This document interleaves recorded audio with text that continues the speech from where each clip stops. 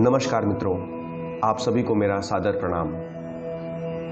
एक लंबे अरसे के बाद आज फिर मिलना हुआ और इसका कारण रहा वह विचार जो कल प्रातः मेरे मन में आया कि क्यों न इस मानव जीवन का सदुपयोग करते हुए हम सभी महापुरुषों के लिखे ग्रंथों पुस्तकों का अध्ययन करें और उन्हें अपने जीवन में यथासंभव उतारने का प्रयास करें।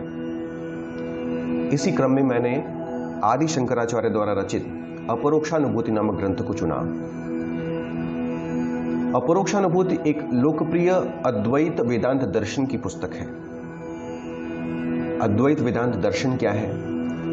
यह वह दर्शन है जो सृष्टि में ईश्वर और एकमात्र ईश्वर की ही उपस्थिति का समर्थन करता है और इसमें ऐसी विधियों का वर्णन है जिसका अनुसरण करने वाले अपनी ही प्रकृति, अपने ही नेचर के आवश्यक सत्य यानी एसेंशियल ट्रुथ का प्रत्यक्ष अनुभव कर सकते हैं। और इसीलिए इस पुस्तक का नाम अपरोक्षानुभूति यानी डायरेक्ट एक्सपीरियंस है, अर्थात प्रत्यक्ष अनुभव है। इस श्रृंखला में हम इस पुस्तक के सभी 144 श्लोकों को व्याख्या सहित सुनेंगे और समझने का प्रयास करेंगे। मेरी ईश्वर से प्रार्थना है कि हम सभी को इतनी शक्ति दें कि हम सभी इस कार्य को पूर्ण कर सकें। सबसे पहले हम प्रत्येक श्लोक के संस्कृत में मूल पाठ को पढ़ेंगे, फिर उसमें निहित शब्दों का अर्थ हिंदी और अंग्रेजी भाषा दोनों में ही जानेंगे। तत्पश्चात श्लोक का अर्थ एवं अंत में विशेष पदों और शब्दों की व्याख्या करेंगे। आइए इस महान ग्रंथ का पहला श्लोक देखते हैं। श्रीहरिम परमानंदमुपदेष्टारमीश्वरम व्यापकम सर्वलोकानां कारणम तम नमाम्यहम्। अहम अर्थात आई, परमानंद यानी सुप्रीम ब्लिस, उपदेष्टारम अर्थात द फर्स्ट टीचर, प्रथम शिक्षक, ईश्वरम अर्थात गॉड, द सुप्रीम रूलर, व्यापकम अर्थात ऑल परवेडिंग, जो सर्वव्यापी हो, सर्वलोकानाम अर्थात all words, the whole universe, कारणम यानी कॉज, हिम यानी श्रीहरि।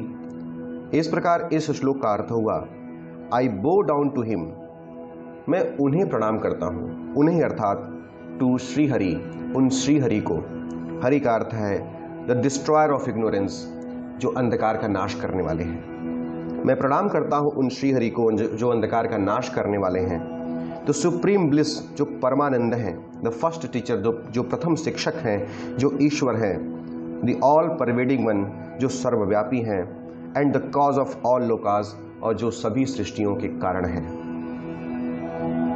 इस प्रकार I bow down to him, to Shrihari, the destroyer of ignorance, the supreme bliss, the first teacher, the Ishwar, the all pervading one and the cause of all लोकास, all the universe.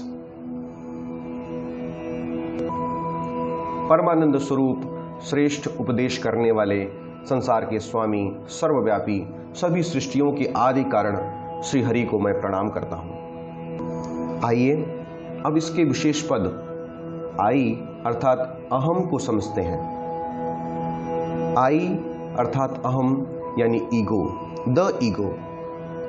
The ego क्या है? The जीव इन bondage, जीव जो बंधन में है वही ईगो है, वही द ईगो है, वही अहम है, जो स्वयं को इस स्थूल, सूक्ष्म और कारण शरीर में समझता है। Who identifies himself with the gross, subtle and causal bodies। और इस कारण से वह तमाम प्रकार के कष्टों को झेलता है और मुक्ति के लिए प्रार्थना करता है, उसके लिए प्रयत्न करता है।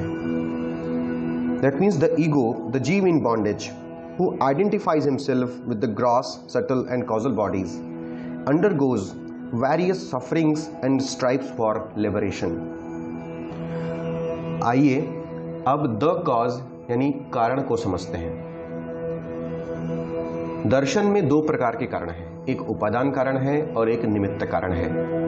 उपादान कारण अर्थात वह जिससे वस्तुएं बनती हैं और निमित्त कारण वह जो वस्तुओं को बनाता है।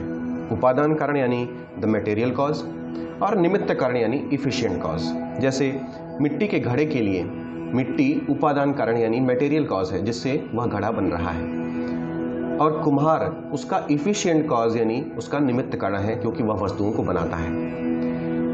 किंतु वेदांत यह कहता है कि इस सृष्टि का उपादान कारण और निमित्त कारण एकमात्र ईश्वर है, अर्थात ईश्वर ने स्वयं से इस सृष्टि की रचना की। और इसको समझाने के लिए वेदांत दर्शन के मनीषियों ने मकड़ी का उदाहरण लिया, मकड़ी का एग्जाम्पल लिया। उन्होंने कहा कि जैसे मकड़ी अपने ही अंदर निकले द्रव्य अर्थात पदार्थ मैटर से अपने जाल की रचना करती है, उसी प्रकार ईश्वर ने ही अपने ही अंदर से या स्वयं से ही आच्छादित होकर इस सृष्टि की रचना की। अर्थात इस सृष्टि में जो कुछ भी दिखाई पड़ता है वह सब कुछ ईश्वर है। ईश्वर इस सृष्टि के अंदर भी है, ईश्वर इस सृष्टि के बाहर भी है। ईश्वर ही सर्वत्र है। मित्रों, आज इस श्रृंखला का प्रथम सत्र था और मुझे आशा है कि यह सत्र आपको अच्छा लगा होगा। आपसे निवेदन है कि आप मुझे यह बताने का कष्ट करें कि मुझे इस श्रृंखला को आगे बढ़ाना चाहिए या नहीं। इसमें की जा सकने वाले सुधारों से भी मुझे अवगत कराने का कष्ट करें।